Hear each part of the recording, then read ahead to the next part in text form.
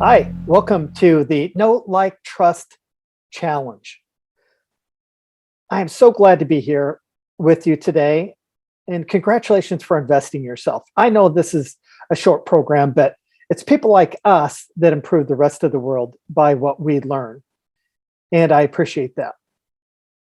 So, my name is Jade Handy. I'm the host of this program, Know, Like, and Trust.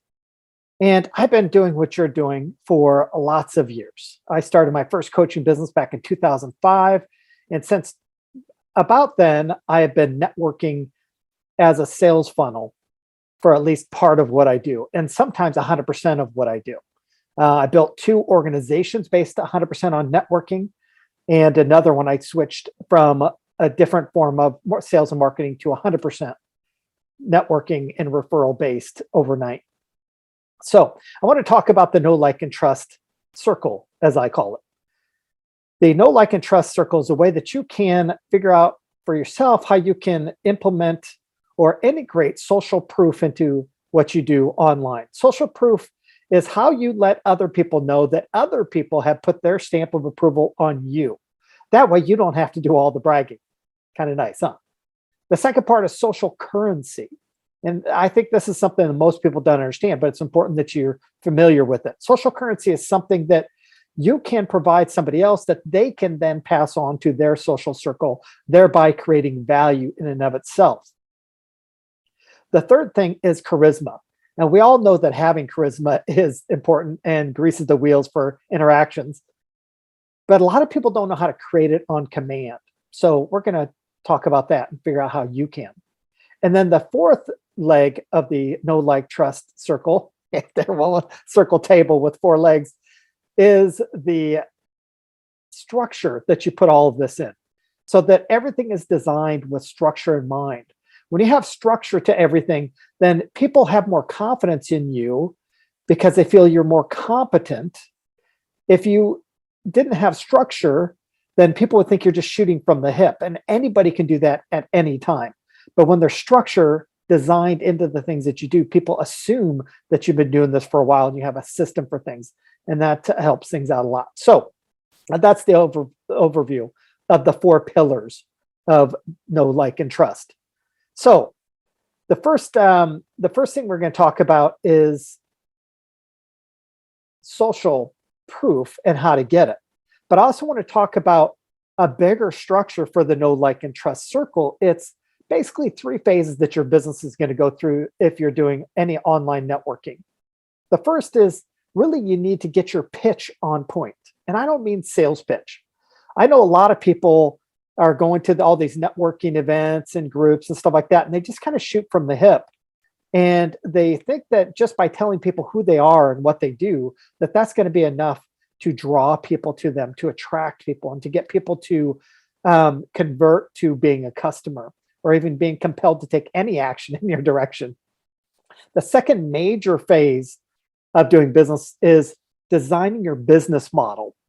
And because anybody can be a salesperson, anybody can work for somebody and be, say, a W-2 employee, or be directly linked to somebody. But an independent business professional is someone who has to create their business model structure to support their sales. Therefore, they're creating and keeping customers instead of just finding and keeping customers. And then the third phase really is sales. You've got to learn sales. You've got to learn how to sell. And I know this doesn't come natural for a lot of solopreneurs because a lot of them are craftsmen. A lot of you are craftsmen. You're very good at what you do, but you're not as adept at selling what you do. And so I believe sales comes before marketing, because you have to really know what hooks and gets attention. You have to know what lands and cuts through the consciousness and the noise. There's a lot of noise out there, and converts or compels actions, and exposes their genuine burning desire, and so that they have to ask you questions. They have to engage with you. And that lets you know that they have more than just a cursory interest, or they're just listening because you're doing a networking one-on-one, and that's what a good networking partner does. So I'm going to tell you a little bit of my story. At the beginning of 2021, like a lot of you, someone recommended that I try online networking. And at first I thought, why would I want to do that? Nobody knows me online. I had built the largest local networking organization. And so I was just used to people knowing who I am. And I talk to them about what I do and a little bit of salesmanship, and a good percentage of them would be a customer. Online, I knew that wasn't going to be the case. Nobody knew who I was. But it was came from a good source, somebody that I trusted, and I tried it. And I soon realized the footprint that I could expand online. I also quickly realized, like a lot of you, how they're so different online, or it's not they, how the activity of networking online is very different than offline. Although it has the very same principles of trust and integrity, and those principles haven't changed. However, the dynamics are vastly different. Just one example. When you network in person, a lot of times you're pulling up together into the parking lot, you're getting out of the car, you're walking in together, you're sitting next to each other, small talk everywhere, small talk on the way back out. That obviously doesn't happen online. So you've got to find ways to compensate for the principle of small talk and trust that creates. So if you like that, what I'm saying, then you're going to love this program, because I'm going to give you multiple strategies for how you can create social proof, social currency, charisma, and then put it all into a structure. So speaking of social proof, in this session, I'm going to show you how you can show that others have put their stamp of approval on you. I don't want to get it too layered there, but social proof is all about having somebody else put their stamp of approval on you. Like I've said, it's in a sense pre-framing you. In some parts of biology and psychology, they call it preselection. And then because really all this boils down to, you have to be intriguing enough that others want to meet with you outside of the networking venue. And how you do that, now that's a quote by one of my friends on networking, being intriguing outside of that. But you also have to be intriguing outside of the confines of the Zoom, because you can't take everything that everybody says on face value if you've learned that. I think it was P.T. Barnum that said you can fool some of the people some of the time. You can't fool all the people all the time, and you can't fool, I don't know what it is, but basically it says you can't fool all the people all the time. So now you're probably wondering, well, that's great, but how do I, it's just little me, or whatever you think of yourself, out there on the World Wide Web. How do I separate myself? How do I differentiate myself? How do I create social proof for myself? Well, let's see how it happens naturally. If you are even a receptionist at a large corporation, or the security guard down at the front desk, then you have social proof because somebody has put you in that position. Okay. If you're a representative for an organization, somebody has hired you for that position and put their approval on you. So that's a little bit of social proof. It doesn't mean that you're an expert at what you do, but it means that somebody has put their stamp of approval on you, just to give you a little bit idea of this. Another one that a lot of us experience is parenthood. The fact that you're the parent means that you have credibility when you're speaking to a child. They have given you that credibility. Okay. So these are some naturally occurring things. Social proof isn't something that's made up in the business world. It's certainly not something that's made up in the online business networking community or the independent business professionals who are networking online or offline. Another way you can have social proof is being the business owner of a recognized and established enterprise. Now, why do I say that? Because if you're a business owner of a recognized and established enterprise, then people assume that you have done something right along the way in order to attain that status. Okay, status, that's another key word here. Now, just look at me as the host of this program right now in front of the room, center of attention. I have a certain level of authority. It doesn't mean that I've earned it outside of the fact that you saw something that I put in front of you, you read it, you digested it, you decided to sign up and be here to listen to me.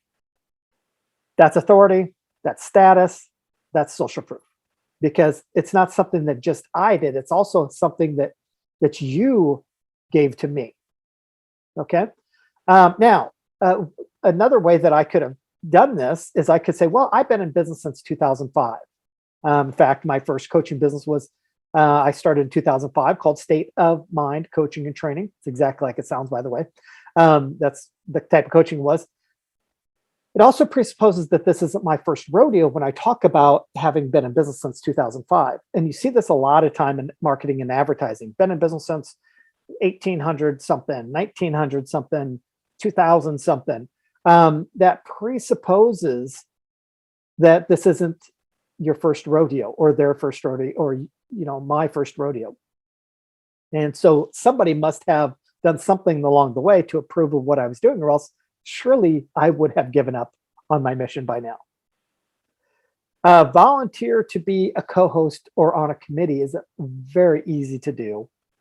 And everybody really would accept you. There's no shortage of need for volunteers. But if you're doing any networking online, there's lots of organizations out there now who have multiple chapters of networking organizations. And so it's very easy to volunteer. And why do you want to do that? Because then you can put in your byline, co-host of XYZ, or on the committee of XYZ. And then people see that, they assume that somebody allowed you to be on that. They did some vetting of you and approved of that.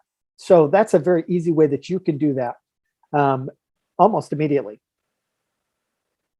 Another thing you can do is start your own office hours or mastermind or event. I have a weekly Give First online networking mastermind. Part of the reason I did that is to establish that credibility in my marketplace, because now after 16 episodes, 16 weeks of doing that, there's been quite a few people that have come and returned. And now those videos show that other people have put their stamp of approval on me. And make sure that that is something that caters to your strengths in the problem space. And if you don't have a strength yet, if you're still new, you can still do it. This is an entry level tactic. You can be the reporter or the third party or the narrator or the panel discussion moderator of sorts. So that's something that you can do immediately. Another thing that you can do is find a way to get recommendations on your LinkedIn. And I'm going to include in this a link to a LinkedIn post that I created and describes how I did that. But real briefly, it is you make it really easy for people to recommend you. Even if you have to do something for free and then ask for it when you're done, say, would you mind recommending me? Or you make it as a condition of the free assistance you give somebody. The other thing is you can do to make it easy is write it for them. People are busy. If somebody asks me for a recommendation, I want to, I like them, I support them 100%. I want the world to know, but I don't know about actually writing. It feels like a writing exercise. It feels like a creative writing exercise. How much do they want? What do they want it to say? Starting with a blank sheet of paper is never a good idea. So give them something, write it out for them, what you think you provided for them, and then be very clear with them. If this isn't 100% true, then please make every adjustment necessary for you to be 100% on board with your recommendation. And then please post that on your LinkedIn. That's a great way to do that. Another way is to get interviewed by someone. Now, this is not something that you can just create or just do because you want to, but take any and every opportunity to be interviewed by somebody. Even if you have to ask somebody, hey, will you interview me? And then, for example, or volunteer for a podcast appearance. There's no shortage of podcasts out there. And then promote the heck out of that podcast and the run up to it. You can even do a Google search for Jade Handy Wealth, and you'll see my appearance on the Wealth Flow Retreat image. Okay. Not surprised that's still out there. That was a few years ago, but all those things stick like glue on the internet. And when somebody does a Google search for you and they find those things, it's just one other way that people know that you're not the only one saying how great you are. Okay, so what can you do to create social proof for yourself? Because there's a whole bunch of ways to create social proof, a lot more than I've even had time to go through on this program. But what is a good idea for you is to write down as many ways as you can think of that somebody else might see you as credible outside of what you're saying about yourself. And then if you can't get to 15 or 20 or 25, then what you want to do is you want to track when others seem credible to you that isn't just them saying that they are. So if you see somebody on the news, wow, how'd they get on the news? That's pretty impressive. Or maybe sometime you've seen a friend and they've done something that's in the public eye and you're like, I didn't realize they had that. What is it that they did? How did they get in that position? How might you put yourself in that position? Even if you're not going to, write it down so it's in your head that you have no shortage of options. Okay. So I hope this has been helpful for you. If this has been helpful, then you're going to love the next 3 parts of this series. The next one is social currency. The next one after that is charisma. And the next one after that is structure. Social currency is a concept that I don't think many of you are familiar with, but important for you to be familiar with. Now, it's similar to telling a joke. Social currency is information that you impart on someone that makes the audience or your networking partner more interesting to their circle of influence because they know what you imparted on them. For example, when you tell a joke and you remember it, it's currency because now you can pass it around. Then when the people you tell it to other people, it makes them seem funnier or interesting. So it's a form of currency in the sense that it has value and establishes value. So again, we'll see you tomorrow for social currency. Same time, same place. Thank you so much.